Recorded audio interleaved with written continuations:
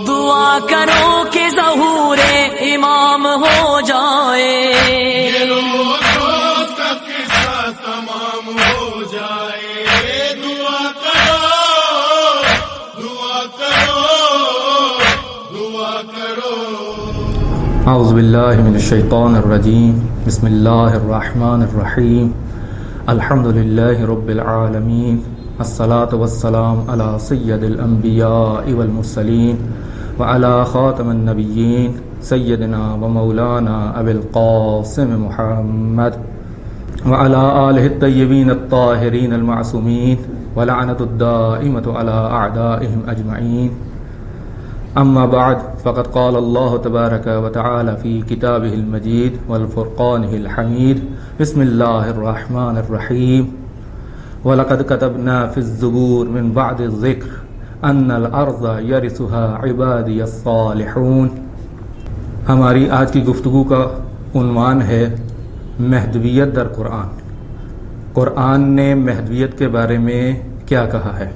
اس سے پہلے کہ ہم مہدویت کے متعلق کچھ آیات کو بیان کریں، یہ بیان کرنا ضروری ہے کہ قرآن اگر کسی ہستی کا تعارف کرواتا ہے تو وہ کیسے تعارف کرواتا ہے، اگر کسی کا ذکر کرتا ہے تو وہ کس انداز میں کرتا ہے۔ قرآن کا تعارف معمولاً دو انداز میں ہوتا ہے۔ کبھی قرآن کسی شخص کا نام لے کر اس کا تعارف کرواتا ہے، اور کبھی اس کی صفات کو بیان کرتا ہے، اور اس کی بہت سی مثالیں قرآن میں موجود ہیں۔ نمونے کے طور پر ایک آیت آپ کی خدمت میں عرض کرتا ہوں کہ جس میں ایک ہی آیت میں دونوں انداز کا تعارف کیا گیا ہے، جن میں سے مثال کے طور پر ایک آیت محمد الرسول اللہ یعنی پیغمبر ختم مرتبت کا تعارف ان کا نام لے کے کروا رہا ہے، پیغمبر کا نام لیا جا رہا ہے، لیکن والذین معہ اشداء علی الکفار، کہ جو پیغمبر کے ہمراہی ہیں، جو پیغمبر کے ساتھی ہیں، جو پیغمبر کے اصحاب ہیں، ان کا تعارف، ان کا نام نہیں لیا جا رہا بلکہ ان کی صفات کو بیان کیا جا رہا ہے۔ جیسے کہ قرآن کہتا ہے کہ یہ کفار کے لیے شدید ہیں لیکن رحماء بینہم، اپنے درمیان مومنین کے لیے یہ بہت رحیم ہیں، کریم ہیں، مہربان ہیں۔ بس پیغمبر کا جب تعارف کرواتا ہے تو ان کا نام لیتا ہے، لیکن جب اصحاب کا ذکر کرتا ہے تو نام نہیں لیتا بلکہ ان کی صفات اور خصوصیات کو بیان کرتا ہے، کہ اسی آیت میں آگے چل کے مزید ان کی صفات کو بیان کیا جا رہا ہے، جیسے کہ تراہم رکعا سجدا، کہ وہ تم انہیں دیکھتے ہو رکوع کی حالت میں، سجدے کی حالت میں، اور اثر سجود ان کے چہروں پر عیاں ہے، یعنی کہیں بھی ان کا ذکر، ان کا نام نہیں لیا گیا بلکہ ان کی صفات کو بیان کیا گیا ہے۔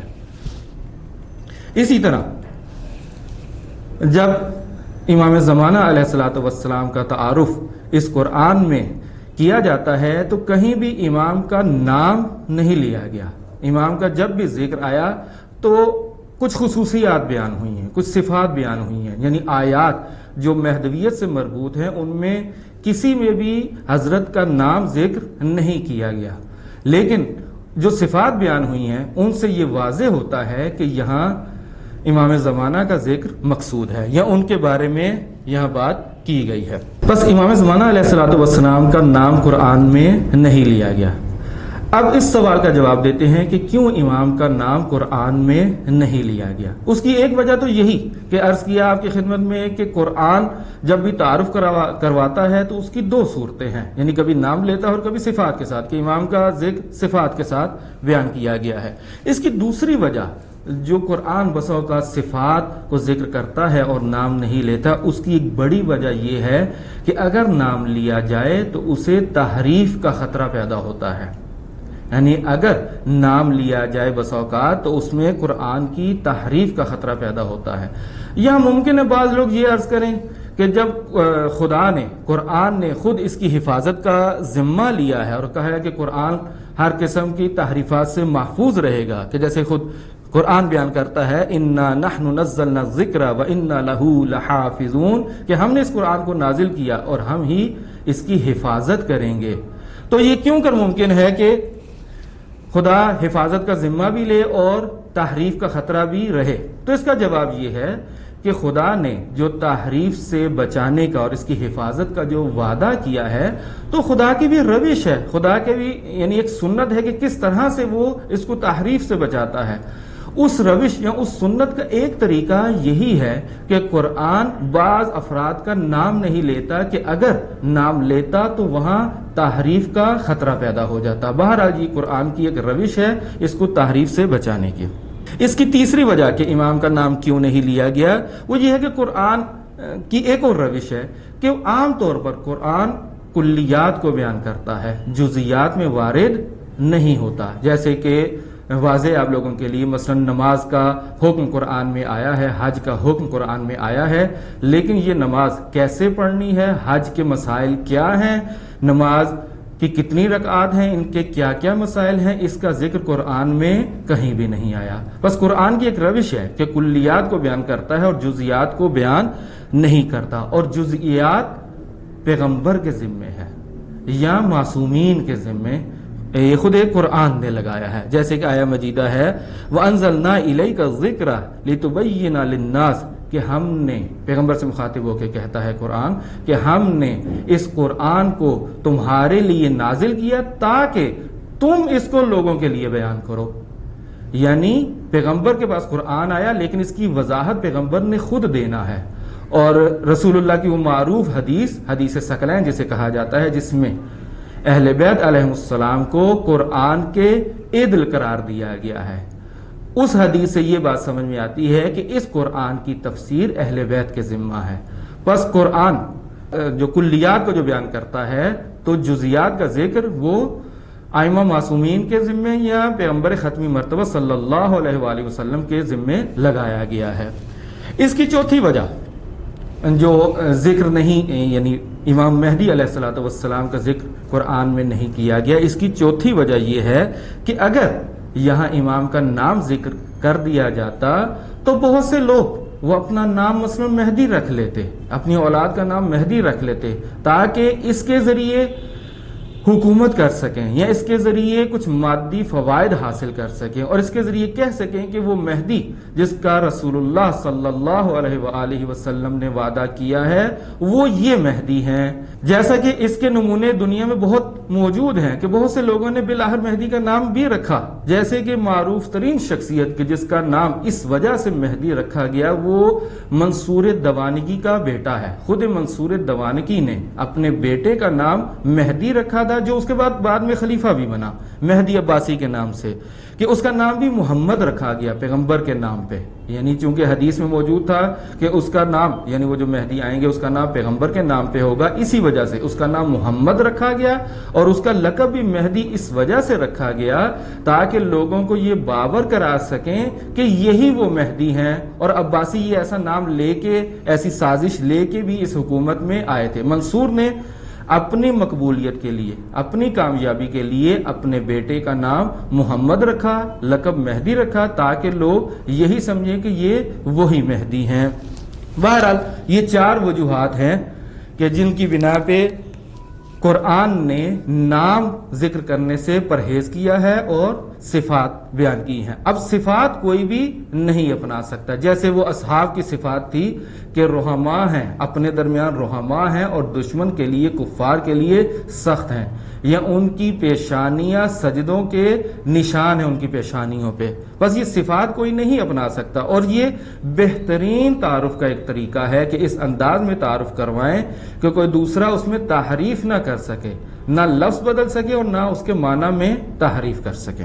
البتہ قرآن میں جو آیات بیان کی گئی ہیں جو مہدویت سے مربوط ہیں، یہ مختلف انداز میں بیان ہوئی ہیں یا مختلف چیزوں کو اس میں بیان کیا گیا ہے، یعنی اس میں غیبت کے دوران جو حالات پیش آئیں گے کبھی ان کا ذکر کیا گیا ہے، کبھی اس حکومت عدل کا ذکر کیا گیا ہے، کبھی ان اصحاب کی یا ساتھیوں کی علامات کو ذکر کیا گیا ہے، اور مختلف طرح یعنی جو چیزیں پیش آئیں گی مختلف چیزوں کو قرآن نے ذکر کیا ہے، اور متعدد آیات قرآن میں مہدویت سے متعلق ہیں۔ ایک اور چیز آپ کی خدمت میں عرض کروں کہ قرآن میں جو امام سے متعلق آیات ہیں یہ دو طرح سے ہیں۔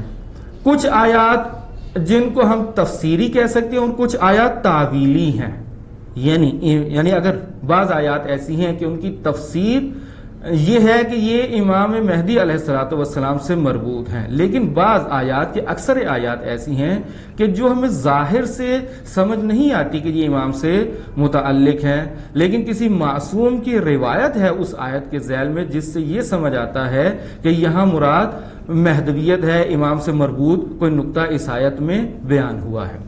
محققین نے جو کل تعداد جو بیان کی ہے وہ تقریباً 265 تک آیات کو ذکر کیا گیا ہے، یعنی تفسیری اور تعویلی آیات کو ملا کے 265 تک آیات کو بعض محققین نے کہا ہے کہ یہ کسی نہ کسی طرح مہدویت کے ساتھ مربوط ہیں۔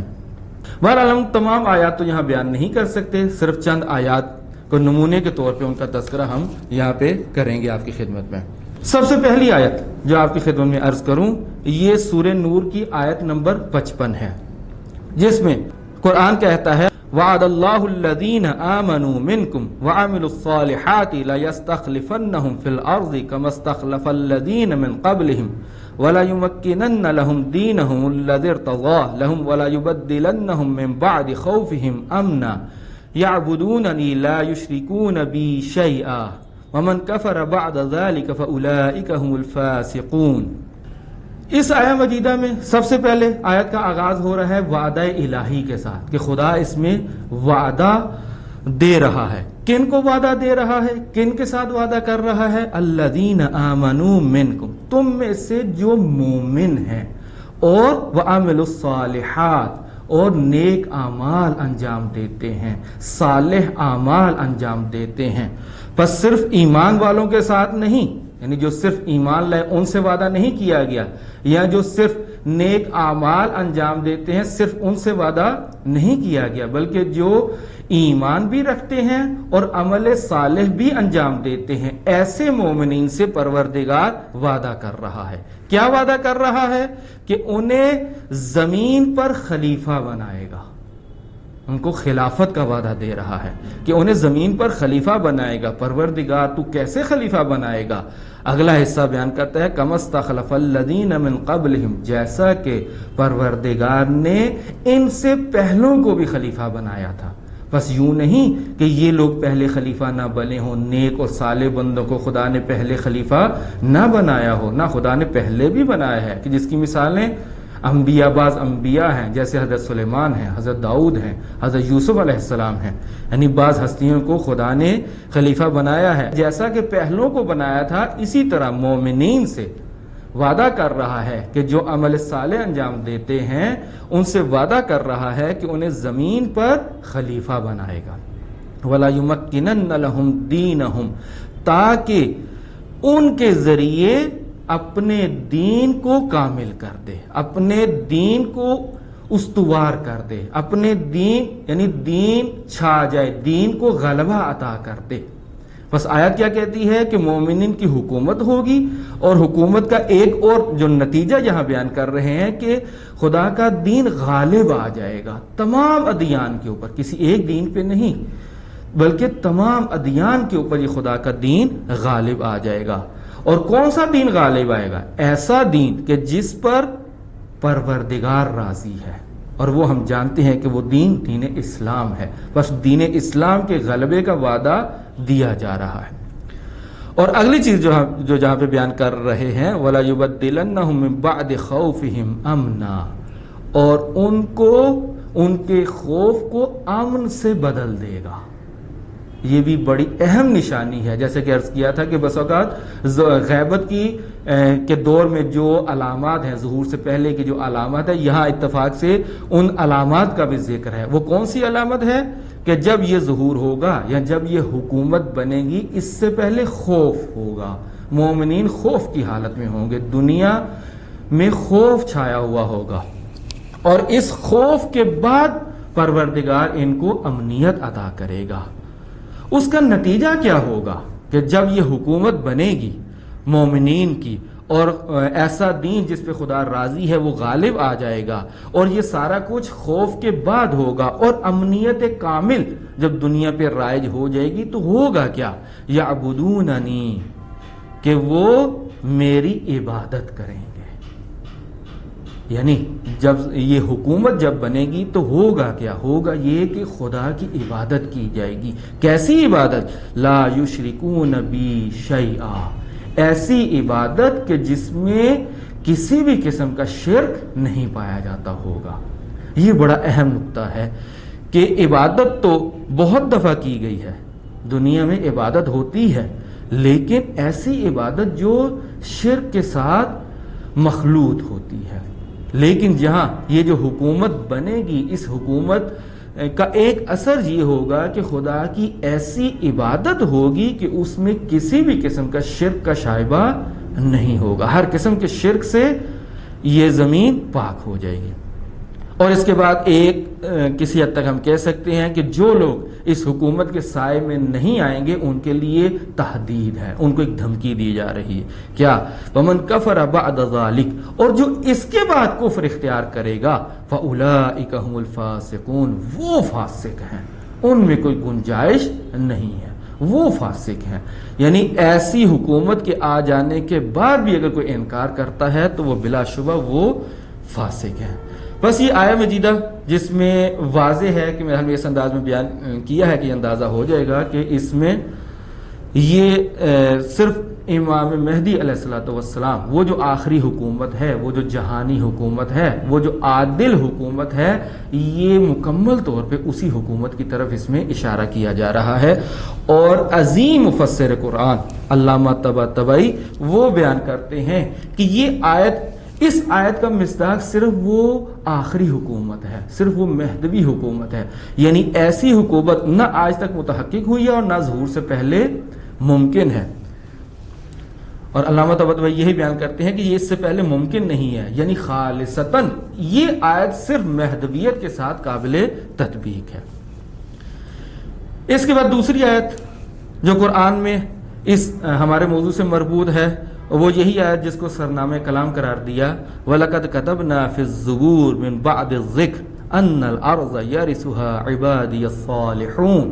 اور قرآن میں یہ خاص آیت اس جہت سے ہے کہ یہ ایک مختصر سی آیت یہ بیان کر رہی ہے کہ مہدویت کا جو موضوع ہے وہ 3 کتابوں میں ذکر ہوا ہے، تورات میں، زبور میں اور قرآن میں. کیسے بیان کر رہی ہے آیت؟ کہتی ہے وَلَقَدْ كَتَبْنَا فِي الزُّبُورِ، کہ ہم نے زبور میں لکھ دیا. اور بڑی تاکید کے ساتھ وَلَقَدْ، یہ بھی تاکید ہے. اور کتبنا، آپ جانتے ہیں کہ کتبنا جب کہا جاتا ہے تو اس میں تاکید ہے، یعنی ہم نے لکھ دیا، صرف کہا نہیں ہے. ہماری عام عرفی زبان میں بھی یہ کہا جاتا ہے کہ یہ چیز ہم نے لکھ دی ہے، یعنی جو خاص چیز ہوتی ہے اسے کہتے ہیں کہ اسے لکھ دیا جائے. تو اس کے بارے میں کہتے ہیں کہ زبور میں یہ لکھ دیا گیا تھا. اور کب لکھ دیا گیا تھا؟ من بعد الذکر. ذکر سے مراد اکثر علماء نے جو یہاں کہا ہے وہ تورات کو کہا ہے، یعنی تورات کے بعد. یعنی یہ چیز لکھ دی گئی ہے زبور میں تورات کے بعد. اور یہ آیت کس میں ہے؟ یہ آیت قرآن مجید میں ہے. اس کا کیا مطلب ہوا؟ یعنی یہ آیت بیان کر رہی ہے کہ یہ جو مطلب یہاں ذکر ہو رہا ہے یہ تورات میں بھی ہے، زبور میں بھی ہے اور قرآن میں بھی ہے. وہ ذکر کیا ہے؟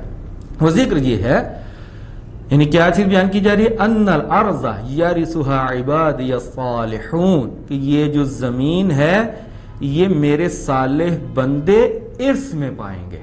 یعنی صالح خدا کہہ رہا ہے کہ میرے صالح بندوں کو، میرے نیک بندوں کو، شائستہ افراد کو یہ زمین ارث میں ملے گی، وراثت میں ملے گی.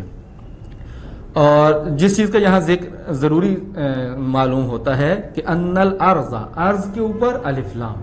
یہاں الف لام یعنی ارض بغیر کسی قید و شرط کے، یعنی زمین پہ کوئی قید نہیں ہے، یعنی زمین کا کوئی ٹکڑا مراد نہیں ہے، بلکہ تمام ارض، یعنی پوری زمین صالح بندوں کو وراثت میں ملے گی. بس جب ہم یہ دیکھتے ہیں کہ پوری زمین صالح بندوں کو وراثت میں ملے گی، صالح بندوں سے کیا سمجھ آ رہا ہے؟ یعنی کس کو اس میں ملے گی؟ ایک تو وہ بندے ہوں گے، خدا کے عبد ہوں گے، عابد ہوں گے، عبد ہوں گے پروردگار کے. بس عبد ہوں گے. اور دوسری چیز کیا؟ صالح ہوں گے. صالح یعنی صلاحیت رکھتے ہوں گے، جن کے اندر شائستگی موجود ہوگی، جن کے اندر صلاحیت موجود ہوگی کہ وہ زمین پر وارث بنے. صلاحیت کس چیز کی صلاحیت؟ دو چیزیں. صلاحیت دو چیزیں سے ہے. ایک تو وہ صلاحیت رکھتے ہوں گے علم کے اندر، اور دوسری صلاحیت ہوگی ان کی عمل کے اندر. یعنی عمل بھی کرتے ہوں گے اور علم بھی رکھتے ہوں گے. ان کے اندر صلاحیت علمی بھی ہوگی، جس کو ہم کہہ سکتے ہیں مدیریت یا مینجمنٹ. یعنی اس دنیا کو ادارہ کر سکتے ہوں گے، اس دنیا کو چلا سکتے ہوں گے، اور عمل بھی ان کا شائستہ ہوگا، عمل بھی ان کا صالح ہوگا. بس ان صالح افراد کو خدا یہ کہہ رہا ہے ان کے بارے میں بڑی تاکید کے ساتھ کہ لکھ دیا گیا ہے کہ میرے صالح بندوں کو یہ زمین وراثت میں ملے گی. اور کہا ان الارض، یعنی ساری کی ساری زمین. جب ہم یہ ساری کی ساری زمین خدا کے نیک بندوں کو یہ جب وراثت میں ملے گی تو اس سے یہ سمجھ میں آتا ہے کہ یہ مہدویت ہی کے ساتھ مربوط ہے، کہ ایسا کبھی نہیں ہوا. تاریخ میں اسلامی حکومتیں بنی ہیں، جیسے کہ حضرت سلیمان کی حکومت تاریخی حکومت ہے، خود رسول اللہ کی حکومت تاریخی حکومت ہے، لیکن کبھی بھی خدا کے صالح بندوں کو پوری زمین پر حکومت نہیں ملی. اور پوری زمین پر حکومت کب ملے گی؟ ظہور کے بعد. بس یہ یہاں سے ہم یہ نتیجہ لیتے ہیں کہ یہ آیت بھی مہدویت کے ساتھ مربوط ہے. اگلی آیت، تیسری آیت جو میں آج کی گفتگو میں عرض کرنا چاہوں گا، وہ اگلی آیت یہ ہے وَنُرِيدُ أَن نَّمُنَّ عَلَى الَّذِينَ اسْتُضْعِفُوا فِي الْأَرْضِ وَنَجْعَلَهُمْ أَئِمَّةً وَنَجْعَلَهُمُ الْوَارِثِينَ. یہ آیت سورہ قصص آیا 5 ہے. یعنی اس میں کیا ہے؟ اس میں بڑی تاکید ہے. اچھا، اتفاق سے جب بھی مہدویت کا ذکر ہوتا ہے قرآن میں تو بڑی تاکید کے ساتھ، سمپل سادے انداز میں اس کو بیان نہیں کیا جاتا بلکہ تاکید کے ساتھ. اب بھی دیکھیں وَنُرِيدُ، ہم نے ارادہ کیا ہے، یعنی خدا کا ارادہ. جب بھی خدا کسی تاکید کے مقام پہ ہوتا ہے تو کہتا ہے کہ ہم نے ارادہ کیا ہے. بس خدا یہاں کیا کہتا ہے؟ وَنُرِيدُ، ہم نے ارادہ کیا ہے کہ أَن نَّمُنَّ عَلَى الَّذِينَ اسْتُضْعِفُوا، کہ ہم احسان کریں گے. ہم احسان کریں گے. کن پہ احسان کریں گے؟ الذین استضعفوا فی الارض، جن کو زمین پر کمزور کر دیا گیا ہے. بس کچھ ایسے لوگ ہیں جو کمزور یا ضعیف نہیں ہیں لیکن زمین پر انہیں کمزور کر دیا گیا ہے. بس کمزور نہیں تھے، ان کو کمزور کر دیا گیا ہے، ضعیف کر دیا گیا ہے. ان کے اوپر خدا کہتا ہے ہم نے ارادہ کیا ہے کہ ان کے اوپر ہم احسان کریں گے. کیا احسان کریں گے؟ کیا کریں گے ان کے ساتھ؟ وَنَجْعَلَهُمْ أَئِمَّةً، ہم انہیں امام قرار دیں گے. وَنَجْعَلَهُمُ الْوَارِثِينَ، اور انہیں ہم وارث قرار دیں گے. یہ دیکھیں آیات میں اس کو وراثت کے ساتھ، پچھلی آیت میں بھی وراثت کے ساتھ اور یہاں بھی وراثت کے ساتھ اس کو ذکر کیا گیا ہے کہ ہم انہیں وارث قرار دیں گے اور ہم انہیں امام قرار دیں گے. اور اس سے بھی یہ آیت بھی محققین کے بقول کہ صرف امام زمانہ علیہ الصلوۃ والسلام کے ساتھ مربوط ہے. اس سے بھی نتیجہ نکلتا ہے کہ خدا نے ارادہ کیا ہے کہ وہ احسان کرے گا جن کو زمین پر، اور فی الارض دوبارہ الف لام کے ساتھ، یعنی تمام زمین کے حوالے سے وَنَجْعَلَهُمُ الْأَئِمَّةَ وَنَجْعَلَهُمُ الْوَارِثِينَ، کہ ان کو ہم زمین پر امام اور وارث قرار دیں گے. چوتھی اور آخری آیت کہ جو آج کی اس گفتگو میں بیان کرنا چاہوں گا وہ بھی ایک معروف آیت ہے آپ لوگوں کی سنی ہوئی، جس میں قرآن اس طرح سے بیان کر رہا ہے بقیت اللہ خیر لکم ان کنتم مؤمنین، خدا کا ذخیرہ ہی تمہارے لیے بہترین ہے اگر تم مومن ہو. خدا کا ذخیرہ ہی تمہارے لیے بہترین ہے اگر تم مومن ہو. اگر مومن نہیں تو پھر تمہارے لیے بہترین نہیں ہے، بلکہ تمہارے لیے برعکس بھی ہو سکتا ہے. اگر تم ظالمین میں سے ہو تو اسی سے ہم یہ نتیجہ نکالتے ہیں کہ اگر تم ظالمین میں سے ہو تو یہ بقیت اللہ، یہ جو خدا کا ذخیرہ ہے، یہ شاید تمہارے لیے نقصان دہ ہو. بس مومنین کے لیے بہترین ہے، بہترین. اس میں امام باقر علیہ الصلوۃ والسلام فرماتے ہیں کہ یہ امام زمانہ علیہ السلام کے ظہور کے بعد، جب امام علیہ السلام ظہور فرمائیں گے تو جو سب سے پہلا جملہ کعبے کی دیوار کے ساتھ متصل ہو کے کعبے کی دیوار کو پکڑ کے امام علیہ السلام یہ جملہ، یہی آیہ مجیدہ کی تلاوت کریں گے اور کہیں گے بقیت اللہ خیر لکم ان کنتم مؤمنین. اور جب اس آیت کی تلاوت کریں گے تو اس کے بعد یہ کہیں گے کہ وہ بقیت اللہ میں ہوں، یعنی وہ جو خدا کا ذخیرہ ہے کہ جس کا تم سے وعدہ کیا گیا تھا کہ جو مومنین کے لیے بہترین ہے وہ خدا کا وہ ذخیرہ وہ میں ہی ہوں. کہ اس انداز میں ہم اس کو سمجھتے ہیں کہ یہ آیت بھی امام زمانہ علیہ الصلوۃ والسلام کے ساتھ مربوط ہے. نمونے کے طور پہ ہم نے یہ 4 آیات آپ کی خدمت میں عرض کی ہیں. عرض کیا کہ بہت سی آیات ہیں کہ جو یہ بیان کرتی ہیں کہ یہ آیت امام سے مربوط ہے. جیسے کہ آپ کو ایک معروف آیت کا ذکر کروں کہ سورہ بقرہ کی پہلی آیت جس میں قرآن کہتا ہے وَيُؤْمِنُونَ بِالْغَيْبِ کہ جو غیب پر ایمان رکھتے ہیں. احادیث میں ذکر ہوا ہے کہ یہاں غیب سے مراد امام غائب ہیں، امام عصر ہیں. یہ اس کے علاوہ وہ جیسے کہ یہاں بھی ذکر تھا عبادت کا کہ ظہور کے بعد عبادت ہوگی، اور وہ جو معروف آیت ہے کہ جس میں یہ کہا جا رہا ہے کہ جن و انس کو خلق نہیں کیا گیا مگر عبادت کے لیے، کہ اس کو بھی محققین نے کہا ہے کہ یہ مہدویت سے مربوط ہے. کس انداز میں؟